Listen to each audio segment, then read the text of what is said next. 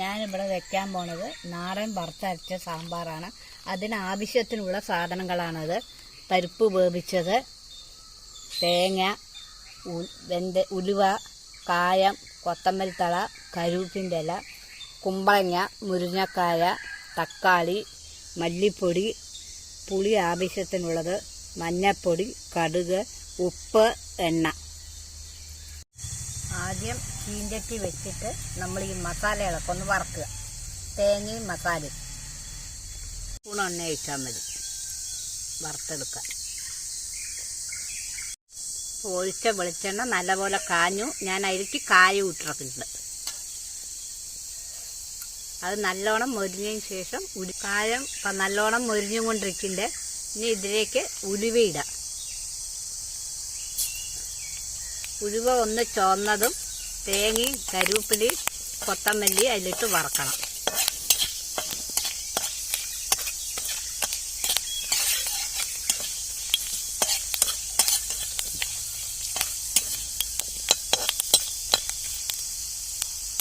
അപ്പോൾ തേങ്ങയും കൊത്തമല്ലിയും കരുവേപ്പിലയും അതിലിട്ട് ഒരു ഇളം ചുവപ്പ് കളറായതും മുളക് ഇടുക. അല്ലെങ്കിൽ മല്ലിപ്പൊടിയും മുളക് പൊടിയും. ഞാൻ ഇന്ന് മല്ലിപ്പൊടിയും മുളക് പൊടിയാണ് എടുത്തിറക്കുന്നത്. ഇതിപ്പം നല്ലപോലെ ചുമന്നു. സാമ്പാറിൻ്റെ പാകത്തിനായി ഇതിൽ 1 സ്പൂൺ മുളക് പൊടിക്ക് 2 സ്പൂൺ മല്ലിപ്പൊടി ചേർക്കണം. അത് നമുക്ക് ആവശ്യത്തിനുള്ള എരിവുകൾ ചേർത്താം.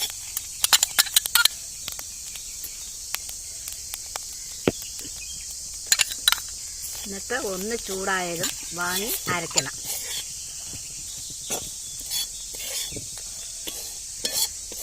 മല്ലിപ്പൊടിയും മുളക് പൊടിയും കണ്ടൽ പോയി. അത് നമ്മൾ നല്ലോണം പാകത്തിനായിട്ടുണ്ട്. സാമ്പാറിൻ്റെ പാകത്തിനായിട്ട് ഇത് വാങ്ങി വയ്ക്കാം. അടുപ്പിലിട്ടിട്ട് ഇത് അരച്ചിട്ട് വരും.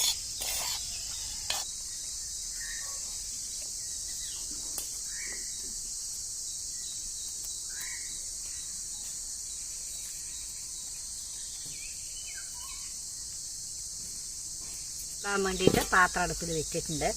അതിലേക്ക് ഞാൻ ആദ്യം പരിപ്പാണ് ഇടുന്നത്. പരിപ്പ് വേവിച്ച് വെച്ച പരിപ്പാണ്. അതും കഷ്ണവും തക്കാളിയും ഒക്കെ ഒന്നിച്ചിടും.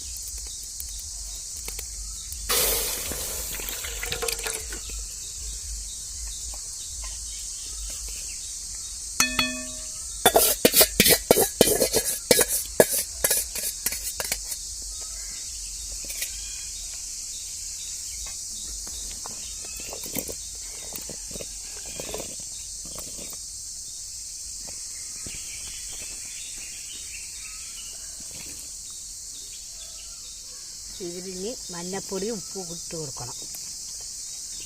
മഞ്ഞൾപ്പൊടി ഒരു 1/4 ടീസ്പൂൺ ഇടാം. ഇനി ഉപ്പ് നമുക്ക് ആവശ്യത്തിനുള്ള ഉപ്പ് ഇടുക. നമുക്ക് എത്ര ആവശ്യം വെച്ചാൽ അതിനുള്ള ഉപ്പിടുക. ഇനി വെള്ളം ഒഴിക്കുക.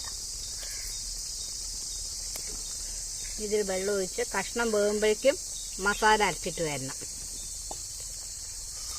ഇതിൽ നമ്മളത് വേകാനുള്ള വെള്ളം ഒഴിക്കുക.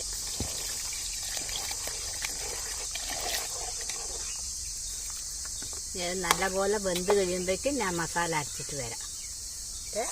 ഞാൻ അടച്ചു വെക്കാൻ പോവുകയാണെങ്കിൽ ഇതിന്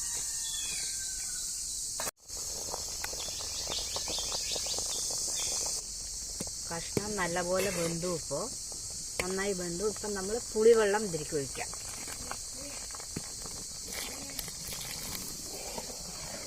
അത് നല്ലപോലെ തിളച്ചതിന് ശേഷം മസാല അരച്ചത് ഒഴിക്കുക.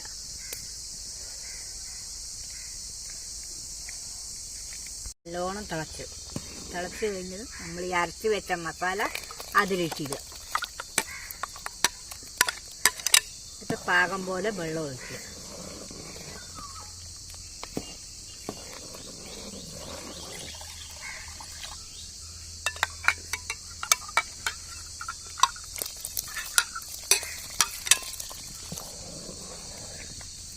ഇത് നല്ലപോലെ തിളച്ചതും വാങ്ങി വയ്ക്കുക. നല്ലപോലെ ഇത് തിളച്ചു. ഇത് കഴിഞ്ഞ് ഇത് കടുക് വറുത്തിടണം.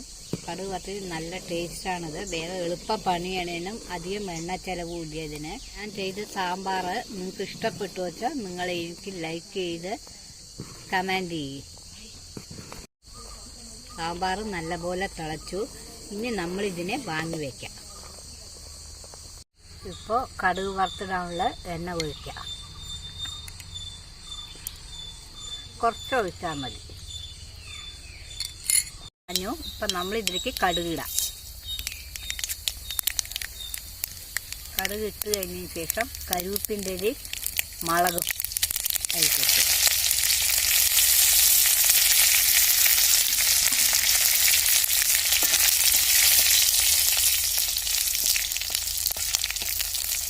പൊട്ടിക്കഴിഞ്ഞു.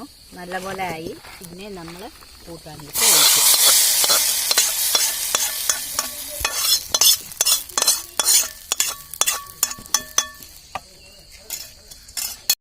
സാമ്പാറായി. ഇനി നമ്മൾ ഈ മല്ലിയില ഈ ചുറ്റും ഇട്ടിട്ട് അങ്ങനെ അടച്ചു വയ്ക്കുക.